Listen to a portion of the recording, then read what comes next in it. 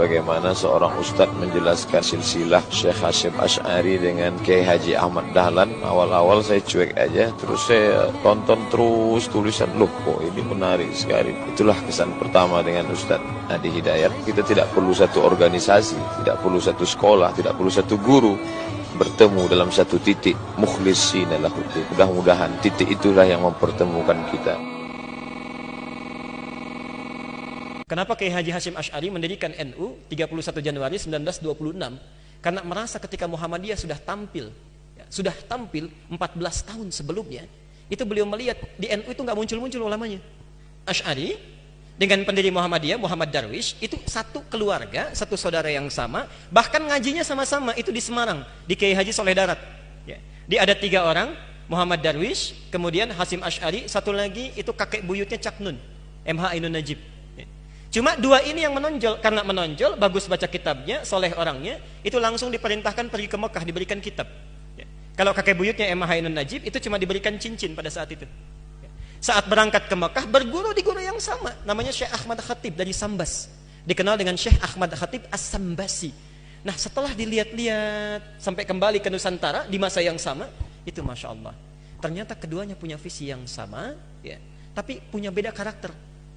Yang satu senang praktek, namanya Muhammad Darwish, lantas pulang diganti nanti menjadi Ahmad Dahlan. Yang satu lagi senang menulis kitab. Nah, Hasyim Asy'ari ini menulis 19 kitab dalam hidupnya. Kami punya itu koleksinya, ada 19 kitab. Nah, sebelum beliau menulis dan mendirikan Nahdlatul Ulama itu, Kiai Haji Ahmad Dahlan kan senang praktek. Begitu pulang, menafsirkan surat Al-Ma'un, tidak tunggu nulis buku. Selesai kajian, buka pakaian luarnya, keluarkan uang yang dibawanya, sampaikan pada masyarakat, bikin rumah sakit, bikin pesantren, bikin sekolah, bikin macam-macam praktek. Hasyim Asy'ari mulai menulis. Saat meninggal Kiai Haji Ahmad Dahlan 1924, difikirkan oleh beliau, ini seorang sudah meninggal dunia, ulama belum bangkit, maka ditulislah kemudian kitab baru yang menjadi landasan lahirnya ormas baru disebut dengan Nahdlatul Ulama. Yang ingin saya sampaikan, kedua-duanya ini ternyata satu garis nasab yang sama, bertemu di Maulana Ishaq. Jadi kalau kita urutkan, maaf, Muhammad Hasyim Al-Asy'ari bin Abdul Wahid, bukan Kang Wahid yang ini ya, itu ada Gunawannya, ini lain. Bin Abdul Wahid bin Abdul Halim. Abdul Halim itu nama aslinya Pangeran Benawa, dikenal dengan Sultan Hadiwijaya, nama lainnya Joko Tingkir.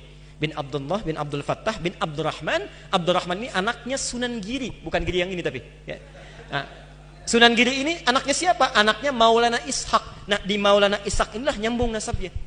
Kiai Haji Ahmad Dahlan bin Kiai Haji Abu Bakar bin Kiai Haji Sulaiman bin Kiai Murtado bin Demang Jurang Juru Kapindo bin Demang Jurang Juru Sapisan bin Kiai Gerbek bin Maulana Ishaq. Siapa Maulana Ishaq ini? Maulana Ishaq ini adalah anaknya Ahmad Jumadil Kubra, salah satu wali yang dari 9 yang datang dari Mesir, dari 9 wali itu.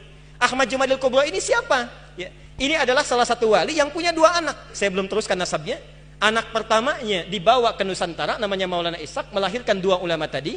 Anak keduanya lahir di Mesir, bernama Syarif Abdullah. Nah, nanti Syarif Abdullah inilah yang akan bertemu dengan salah satu anaknya Prabu Siliwangi.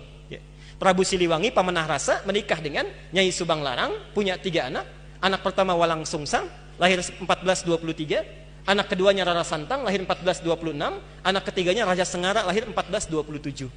Nah, hajilah kemudian Walang Sungsang dan Rara Santang di Makkah bertemu dengan Syarif Abdullah. Walang Sungsang ganti nama jadi Abdullah Iman, Rara Santang ganti nama menjadi Syarifah Mudaim. Jatuh cinta Syarif Abdullah dengan Syarifah Mudaim, menikahlah, pulang ke Mesir, tinggal 20 tahun, melahirkan anak bernama Syarif Hidayatullah. Berguru pada Syekh Ibnu Athaillah As-Sakandari. Pulang, nengok kakek buyutnya, bertemu dengan Prabu Siliwangi. Saat itu tinggalnya ada di Lingkaran Jati, maka dikenallah dengan saat itu dengan nama Sunan Gunung Jati. Nah, baik Ahmad Dahlan ataupun Hasyim Asy'ari itu berada di satu garis yang sama, dari Ahmad Jumadil Kubra bin Ali Zainal Al-Kabir bin Ali Zainal Abidin, keturunannya dari Al-Husain, Husain anaknya Ali, Ali suami Fatimah, Fatimah putri Rasulullah sallallahu alaihi wasallam. Tapi sampai hari ini tidak pernah Ahmad Dahlan disebut dengan Habib. Itu gak ada. Kayak Ahmad Dahlan. Yang penting sikapnya seperti Nabi, tuturnya seperti Nabi, pandangannya seperti Nabi. Kullu mri'in bima kasaba rahin, itu pilihan kita semua. Mudah-mudahan pertemuan hari ini kita menjadi baik seluruhnya. Kita bermohon pada Allah Subhanahu wa taala, seluruh para asatidzah, dai-dai, para ulama kita, terkhusus Ustaz Abdul Somad, dijaga oleh Allah Subhanahu wa taala. dan bisa memberikan pencerahan kepada masyarakat Indonesia khususnya tentang wawasan-wawasan keislaman yang luas, yang dengan izin Allah Subhanahu wa taala itu semua bisa menghadirkan kenyamanan dalam beribadah, ketentraman bagi hubungan antar masyarakat, dan yang paling kita harapkan dengan itu semua masyarakat Indonesia akan lebih beragamis, dekat dengan Allah, bisa memaksimalkan nilai-nilai keislaman dalam kehidupan. Assalamualaikum warahmatullahi wabarakatuh.